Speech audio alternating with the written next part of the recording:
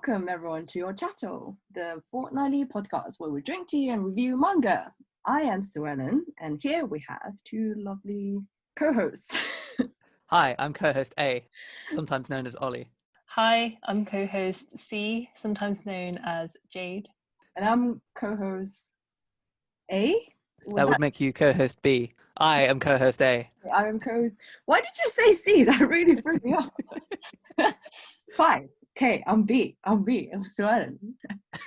So every 2 weeks, we will pick a manga that one of us has recommended, and we will read up to a certain chapter and discuss the manga with a megaton of spoilers. This week, we are reading Princess Jellyfish by Akiko Higashimura. Did I pronounce that correctly? We may not know. We'll It's a good effort. And we're reading up to chapter 29, or volume, I believe, 1 to 5. Officially, there's like 20-ish volumes, but when it's translated, they put 2 volumes in one. So I think it's 2.5 volumes here. And it's recommended by me. But before diving in, we must know the answer to the most important question. What is everyone drinking in their mug? Jade, you're the mystery. What are you drinking? I'm drinking Pucketee's 3 Mint. Absolutely fantabulous choice. Exactly what I'm drinking. Oh! Along with unlimited strawberries, because it's strawberry season. Oh my god. So Ellen, what are you drinking? Mango and bergamot. Ooh. It's bitter and sweet at the same time. Sounds really nice. It's so sweet. It is. It's one of those teas when it smells really nice, but when you drink it and it's like, where's that sweet scent that I smelled? Did I sniff it all up and I got numb off my cup? I legit thought that you would have water for the 3rd week in a row. I actually made an effort. 10 minutes before the podcast started, I ran and made this cup. That's true dedication. So, Princess Jellyfish. The story centers around Tsukimi Kurashita, a huge fan of jellyfish. She moves in to Tokyo to become an illustrator. She moves in to build an apartment complex called Amamizukan that is full of fujushis, aka die-hard female otaku, with a no men allowed rule. However, one day, Tsukimi invites a stylishly fashionable woman to stay at her room at Amamizukan, only to discover that the guest is not who she seems to be. Right, first things first. What are people's experience with shoujo/josei or romancy type of mangas? It's my guilty pleasure. Absolutely none whatsoever. This was my first, I think. Oh, nice. When you get fresh perspective. I mean, as for me, technically kind of new, kind of not. I wasn't a big manga reader, and when I do read, I read a lot of shonen. So what was your first impression? The characters are very different from a lot of the shoujo manga characters out there already, and the style and the outfits in this manga are incredible. I was reading this and thinking, I would love to wear that, I would love to wear that, I would love to wear that. And it's cool to have a manga that has such stylish clothes. Yeah, totally agree. It got better, actually. So the first impression was like incredibly neutral. I could tell I wasn't really the target audience for this. I could see what they were going for with the whole like, these are a group of women that are basically just like, it's really hard to get a job, especially now that I'm at 30, but there's no need to get a job. I can just live on allowance and kind of fall into that pit hole. I thought the characters were good, and then as they developed and as the plot progressed, I got pretty sucked in and ended up binge reading the entire thing in one sitting. I say the entire thing, the whole of Our Goal, and then a couple of other chapters as well. Where was Our Goal? It was chapter 29. Yeah, I ended up going to 35, which was good. I enjoyed it. Yeah, I'm glad to hear. With first impressions, I love the style. As I said before, a lot of the outfits in there I would wear. I'm the same as Ollie in the sense that when I started, I was very neutral, but I did want to give it a go because it was in the British Museum manga exhibition and it had really cute colours, so I really wanted to give it a try. And I started to like it more and more the more I read it. But I think when I read through this, I disagreed with a lot of the ideals and notions in terms of beauty in society. And the fact that being a virgin is seen as uncool, but I really liked the story and the sort of love triangle that starts to come out between Tsukimi Kurashita and Koibuchi-san. Yeah, One thing I forgot to mention, this manga actually won the Kodansha Manga Award in the shoujo demographic category in 2010. So it's quite prestigious. And yeah, the mangaka is quite well known and produced a lot of work. And I think that's the reason why I wanted to read it as well, because it's always been recommended to me as like, oh, look at this award-winning manga. Like, it should be something to check out.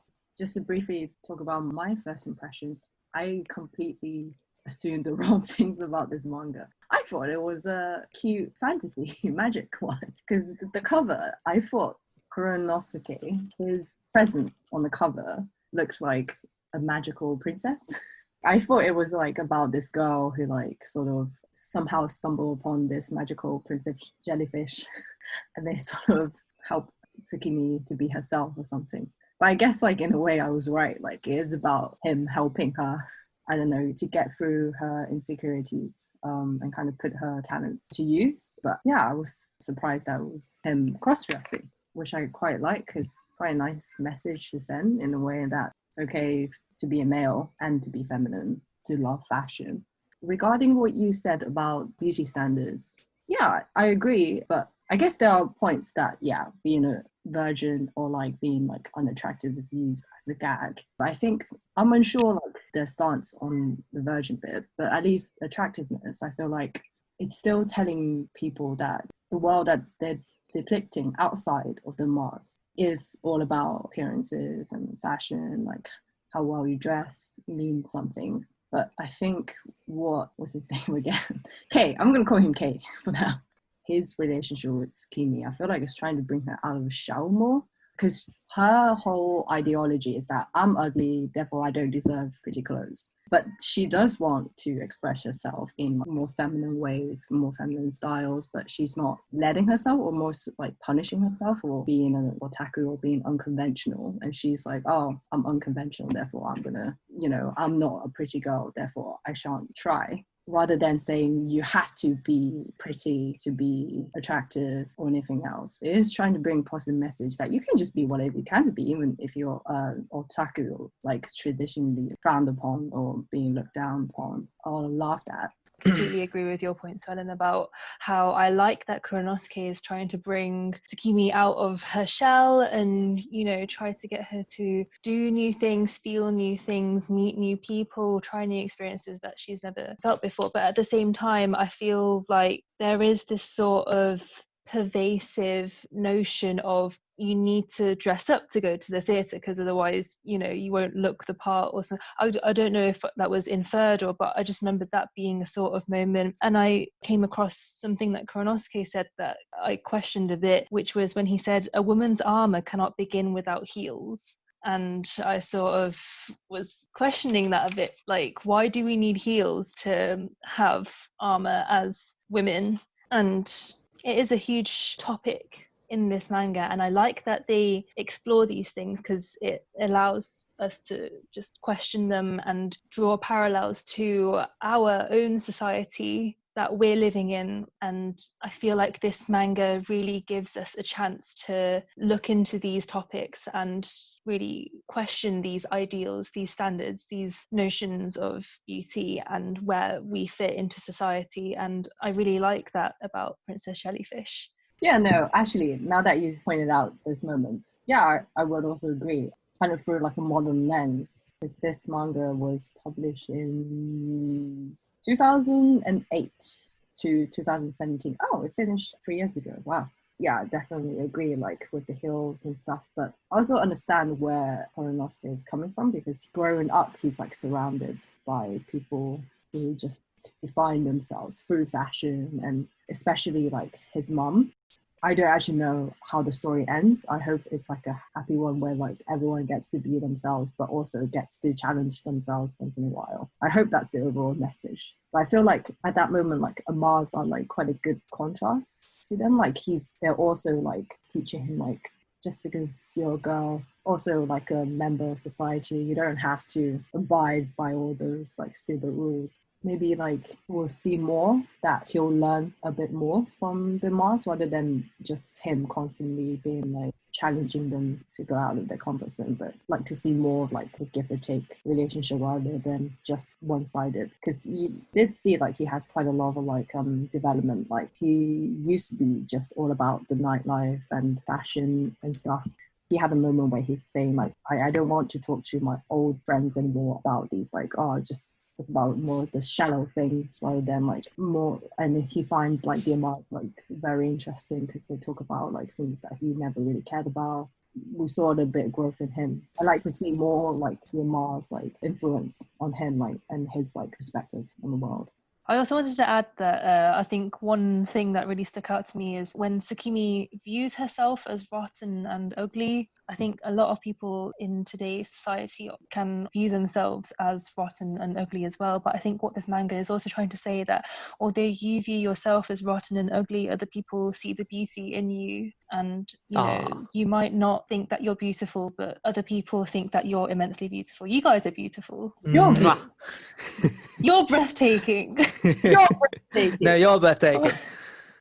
I love it. I mean, I was going to say it's a good message, what you were saying there. And having that kind of, your self-esteem shouldn't be based on how you think other people perceive you. And there's actually quite a lot of this kind of stuff in Princess Jellyfish. I imagine I've had a somewhat different experience coming in as a guy, having had guy experiences and coming from guy manga and stuff. You know, certain kind of notes I can see they're going for might not hit in the same way, but other ones work really well. And, you know, there's a lot of stuff in there that's actually quite deep and quite a good talking point. We've talked about beauty quite a bit, which is never something that's amazingly crossed my mind in the sense of trying to make self beautiful, much as I do like their dresses.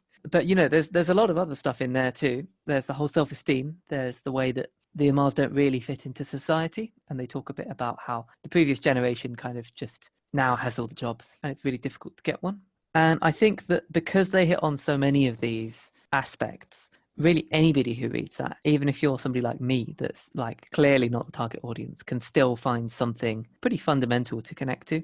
I think it says a lot that we got kind of so quickly into talking about the messages behind the manga. Yeah, I know. And it's the kind of one that it has these messages very much front and center and plays around them quite well. But we've skipped something. The story. So, I mean, we kind of start off with Tsukimi Kurashita, who's this girl, part of the Amars, who's basically a group of fujoshi, who are women, unemployed. They're basically neets, so not in education, employment or training. And she has this jellyfish that she goes to rescue due to a fondness for jellyfish. And that kind of leads her into contact with Kuranosuke, who's this cross-dressing guy who they all think is a girl, which actually becomes quite important given that this group of Amars don't let any men into their household, partly due to the culture. And that's used as a plot point. And then it kind of expands from there with Kuranosuke bringing Tsukimi kind of out of her shell. And also, to some extent, with the rest of the women living there. So we've got Mayaya, who has the fringe. We've got Gigi, who, funnily enough, also has a fringe. And her kind of thing is she's really into older guys. We've got Banaba, who has the afro. And there's also Chieko, who is really into kind of yukata and dolls. And they're all kind of really, really geeky on one thing, which is kind of one of the messages that comes through as well.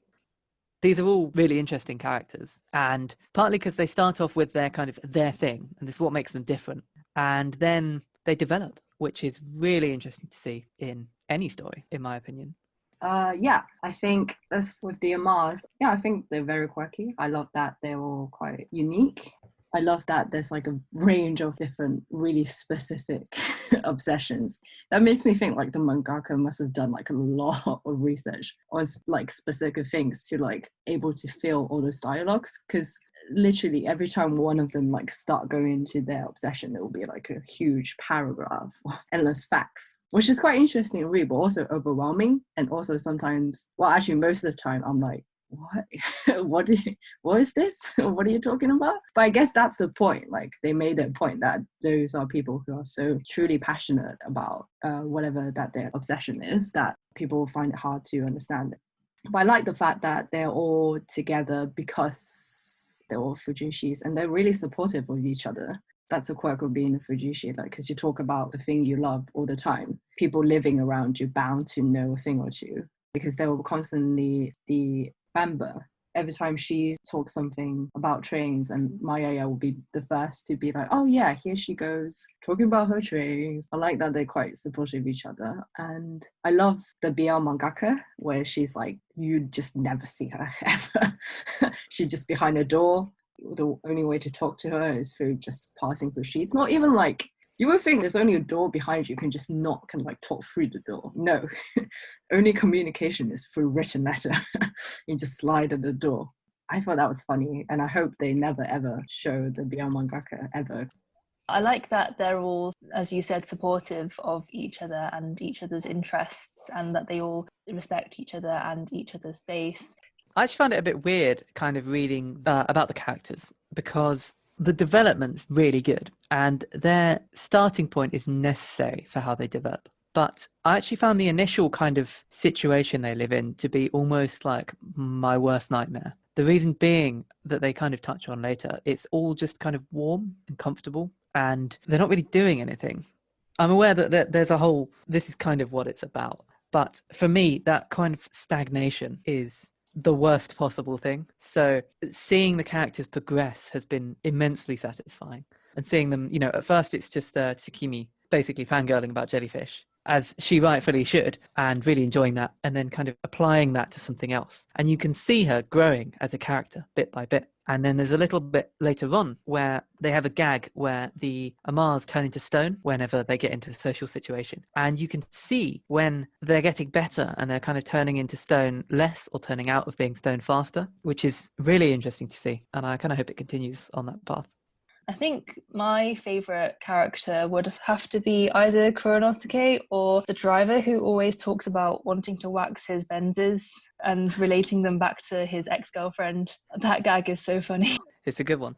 My favourite would be Kuranosuke as well, because I just really enjoy his character because he's opposite of what Kimi is. He's very bold and has like blind faith in everything and believes like everything will just work out his way. You can see that he always daydreams about like his success and going to Paris and he skips a few hard steps. Quite a few steps. Yeah, like necessary to get there. But I think that stems from him being quite privileged. But yeah, I just love his attitude, everything. Like quite a go-getter. Quite nice to see him pulling Tsukimi out of her like shell.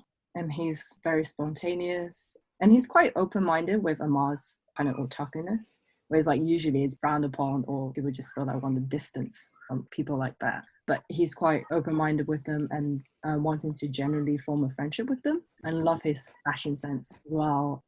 Who's your favourite, Ollie? Now, I'll preface this by saying I did really like all of them, and I like the way they bounce off each other even more, but I'm going to go with a slightly less conventional pick. I really liked Shoko Inari, the real estate developer girl. So she's the one that kind of comes along as the antagonist. I'm shocked. I'm shook. How dare you? She roasted him. No, see, I like her because she works well as a plot device, and she kind of pushes everybody out of their comfort zone, which is kind of what the manga's about, right? It's about people leaving their comfort zone and doing something different, something new. And often when she's around, it's not something pleasant. It does still make people do kind of more interesting stuff. And you can see a lot of the highlights in kind of Tsukimi's day then have these like dramatic lowlights whenever Shoko turns up, which not only I think makes her work really well, kind of as a villain, but also means that you get that kind of variation in experiences for the main characters, which is exactly the kind of point that they're meant to be having, exactly the kind of experience that we're looking for. So I really like the way that she kind of just barges in and she's like, hey, this is happening, and it forces everybody else to do something. So yeah, slightly unconventional pick, but I thought she was one of the strongest. Fine, I'll allow it. I did very much like that one panel where it's got her just zombified at the coffee machine and her like coffee cups just overflowing. That felt a little relatable now that I have a job. Definitely. Yeah. I also like Hanamori. I love his dad. Like, he's so quick to betray people. He's like, no, I can't tell Shu-san's childhood trauma. There's no way I will share something so intimate with you. I think it was Kuranosuke. It was like, I'll give you money to buy new Benz, or I'll scratch your Benz. He's like, actually, bam, here's a secret. I just love it. Every time I know he's going to betray, it still gets me every time.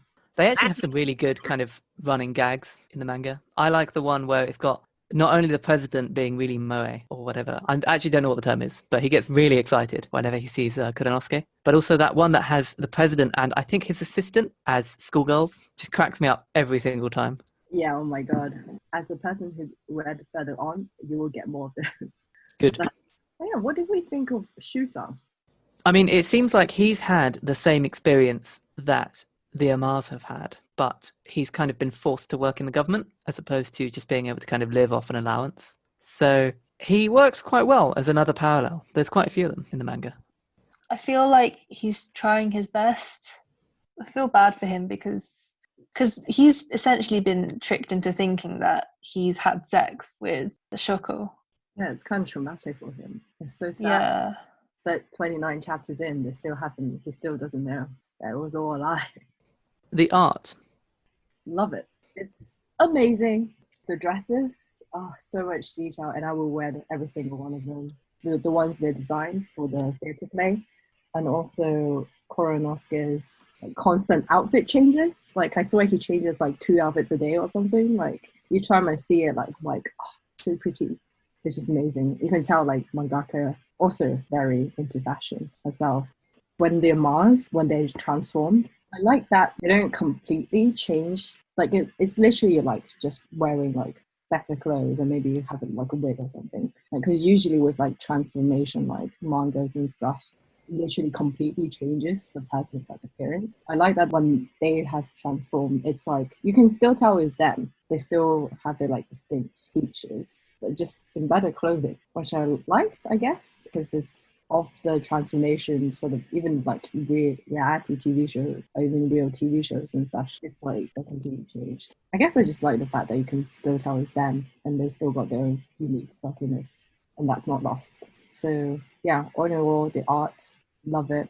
With the gags, they do it really well. That like the sudden change from like really pretty like shoujo manga flowers into like really like sketchy, dramatic facial expressions, and the gag worked really well. Really sketchy arts, and they made it extra funny. Agree. That kind of switch from the really detailed kind of fine line, many little tiny lines everywhere, beautiful kind of dresses, to the like, you know, hey, I drew this in one line in about 8 seconds flat. Yes, the whole panel works really well. That's kind of a common technique we see in manga, but I think that contrast to the really fine-lined stuff and beautiful stuff that we get normally makes it even funnier. It's new and fresh with every mangaka. Like, it's the same gimmick, like really detailed, pretty stuff for like the more significant emotional moment, but really sketchy, rough quote-unquote drawings for gag moments. But just nice to see how this mangaka does it with her style. The art, I think, worked well, kind of as I was saying before, with the contrast. The colours, to be honest, don't do much for me. They work really well with the kind of theme that it's got. It's just not my cup of tea, as it were. But I do think it looks good, and I am enjoying the art quite a lot. It's often pretty clear what's going on, as well as getting these really kind of pretty panels. So, yeah, pretty big fan here. But that kind of raises the question, which is the best dress? And why is it the one with the pearls? Because any other answer is wrong. There's actually quite a lot of dresses that we see in the manga. Obviously, the pearl one is the most kind of notorious, at least in the sections that I've read so far. I was going to say, because outfits, there's so many outfits and dresses in this. Do people have like a favorite volume cover so far? I love the one with where they're like, it's the green and orange one. Like where that's volume 3. Yeah, love that. It's actually the one that we saw in the British manga exhibition. They made like a huge war mural of it. Yeah, I love that one. They're all amazing. I want to screenshot every single one of them. I like 5. Sorry, go on, Jade.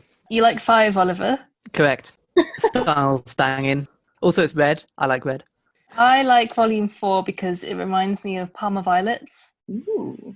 And I want to wear a frilly black top and that lilac suit and dye my hair a bluey silver colour and wear, just everything about that cover is so...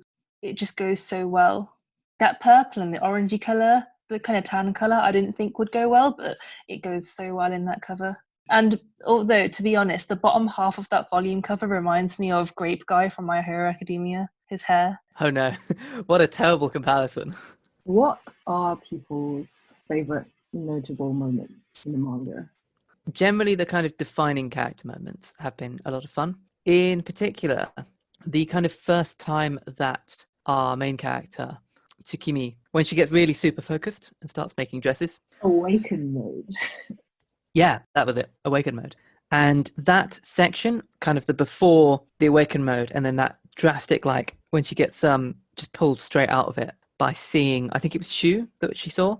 I really liked that because that was exactly the kind of emotional range that she was missing beforehand. So one of the moments that I really like is when Kuranosuke walks in on Tsukimi trying on her kind of frilly wedding dress with the veil and everything. I love his reaction to seeing her. I also really liked, it's not really a moment, but it's more the parallels that are drawn between nature and humans. For example, the way Tsukimi compares people to jellyfish, like she looks at someone and thinks, you're that type of jellyfish, you're that type of jellyfish. Oh, that person's that type of jellyfish. I really love that. And just throughout the manga, just elements of behavioral instincts in animals, such as camouflaging when there's enemies around, in the case of the Amars, which I found really, really interesting. So I really like these parallels.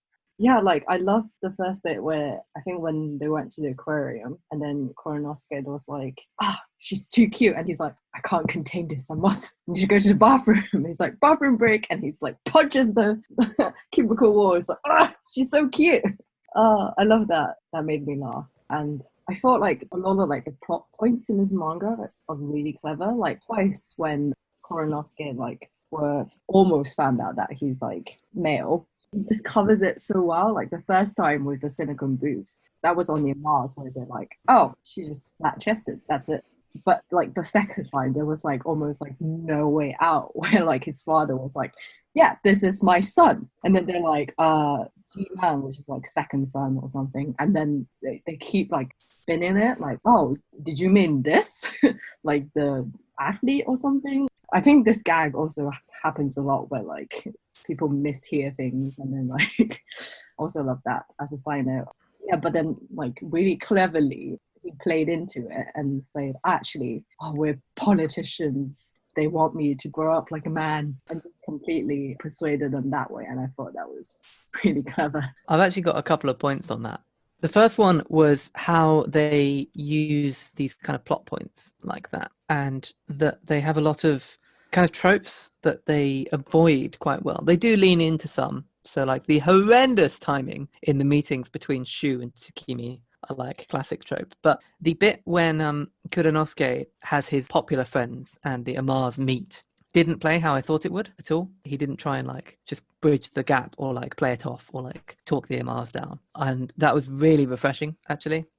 Kind of another point on that is there's a heck of a lot of jokes that are Japanese specific. So we have stuff like the Amars, I think, being shortened version of nun, and then that makes it the nunnery. And there's loads and loads of little references that you can easily fit in a manga, but then don't make much sense when you're coming from a different culture. So I do appreciate the translator notes, partly because it's interesting, and partly because if you're reading this as somebody that's maybe not familiar with Japanese culture at all, it's a good way to kind of learn a little bit just on the side, which a lot of the ones I grew up on, a lot of the kind of manga and anime did a similar thing and kind of fueled this passion for manga and just this kind of interest. So I really appreciate it. One other moment that I love is how Tsukimi and Kuranosuke started this whole jellyfish fashion brand, like how it led up to it. That Tsukimi wants to make her mother's promise of a wedding dress, and how like Kuranosuke just loves fashion in general. And then it just happened one night after seeing Tsukimi pretending to wearing like a really frilly dress, and then Kuranosuke's like struck by like an epiphany that they should start making like jellyfish dresses and, you know, sell them and save the Mars complex. Yeah, I just love that. It's all set up really well, and it's not like out of nowhere at all. Like their character and motivation I would like established very early on. So it's only natural that they start making this fashion brand. And also every time when like Shu, the older brother, has like daydream about Tsukimi. They're like, cute, aren't they? Yeah, like he also always like amplifies everything basically about Tsukimi. And this is bit that really got me, where it's like he's like imagine the future life and like imagine this amazing house and the jellyfish, and then suddenly when it comes to flowers and then the side note was like, oh, Shu has like limited imagination for flowers, and there's just like a child drawing or attempt drawing of like flowers. I missed that. What? Yeah, please go back. Oh, It's I'll close find it. towards the last chapters. Yeah, Hanamori, just him. It's hilarious. Every time he's on the scene, every time he's betraying people. Oh, there was like another drawing gag where it's like someone asked him like, oh, I think he's like his like spy friend who's like going to spy on the land shark lady for him. And he's like, oh, you know, what does she look like? And he's like, oh, you know, long hair, sexy, very beautiful. And he's like, wow, great, that's a lot for me to work on. And he's like, you know what, try drawing it. And it's just this stick figure woman. And then he's like, you know what, draw me a Benz. And he's like, oh my God, all the shading and lighting and looks perfect. And he's like, wow, of course. See where his priorities are. Yeah, exactly.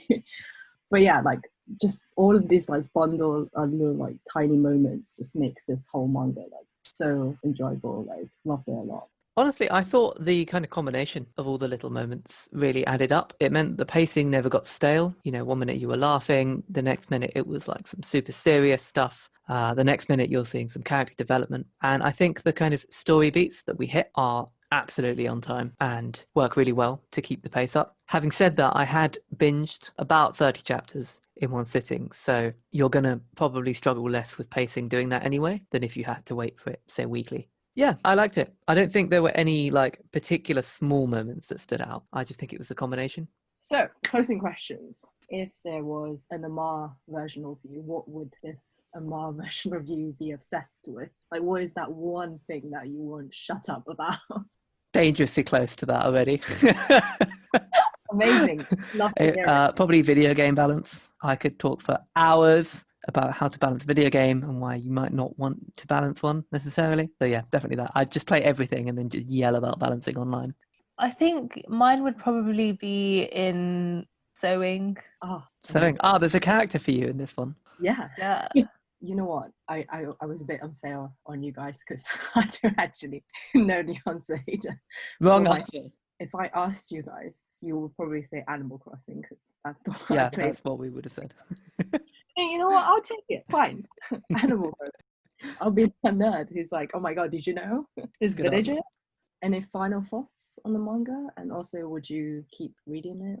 It was definitely a good read. I enjoyed it a lot. I'm probably going to continue going until the end. It helps knowing that there's a definite end. I know roughly how far through I am and therefore how much more time I'm going to need to dedicate. And it's time that I will enjoy dedicating. So yeah, would recommend, even for people that, like me, have never read shoujo, are clearly not the target audience, just completely the wrong person for it. It still worked really well.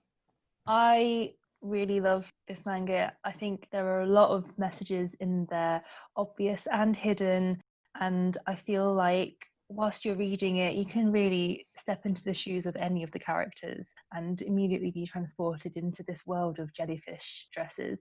I would recommend it to basically everybody, regardless of what they've read before, because I feel like it's an easy manga to read. Yes, I would also recommend this. I mean, I recommend this to you guys because I thought, you know, it's very wholesome, it's very funny, it's easy on the eyes to read, beautiful art.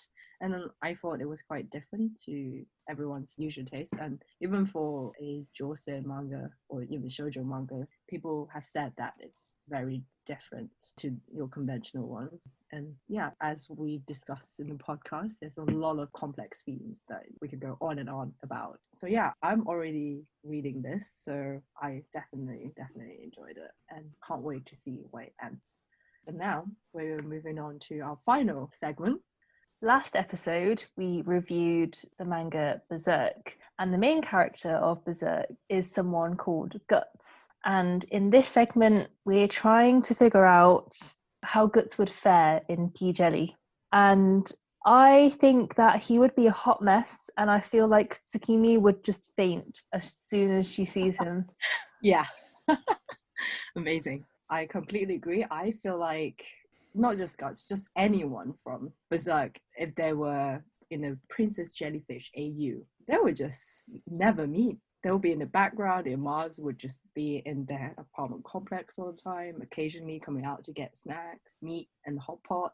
And I feel like, do you know how like Hunter x Hunter and Sailor Moon mangaka are married, and in each of their manga you see like cameos of their spouses like manga? I feel like you would just see him in the distant background on the news, maybe about his amazing sword that grows with, with the amount of kills that he has, you know, and that's it. You never hear about him ever again. I actually would have pegged him as being quite involved. I thought he'd work well as the kind of like overly bro guy. So like he comes along mostly as like for comedic relief, but he's very much like one of the characters, maybe like the Ben's guy. Like every time they meet, they do that like the really manly like handshake thing. I reckon they could also draw an interesting parallel of like maybe he's just horrendous with girls. And so whenever the girls that are really bad with social interaction and the guy that's really bad with social interaction meet, and it's just this horrendous clash every time. Can you imagine, like, because the Mars would just freeze upon his presence, but he's not shy, but he's like oblivious to social cues. He will just intimidate him. He's like, "What are you doing? Yeah. what is this? Why are you frozen?" And it just gets worse. Do you think that Guts would be a willing model for the jellyfish dresses? No. Jade, how could you even ask this question? Yeah. He'll be like, no. Have you read Berserk? Yeah. I like to think as a gag, every time Princess Jellyfish, like they do some kind of exhibition of their clothes, he'll just be there like, what am I doing here? Like like I imagine he's like friends with, like you said, like Hanamori or someone, like keeps getting accidentally dragged into this like fashion show. He's like, well, I mean, I appreciate this, but what am I doing here? What manga are we reading next time? Aha, so this one is my recommendation. We're going back to one of my childhood mangas, and this is Bleach. So I'm kind of setting a two-part target on this one for chapters. One is reasonable and one is the end of the first arc. The reasonable target is chapter 25, and the slightly less reasonable, but maybe slightly better working chapter target is chapter 70. Now, the chapters are fairly short, so it's not quite as big an undertaking as it sounds, but it's still quite a lot, thus the more reasonable target. Cool. Okay. Awesome. Thank you for listening to this episode of OCHATO, and we'll see you next episode for some Bleach. Thank you.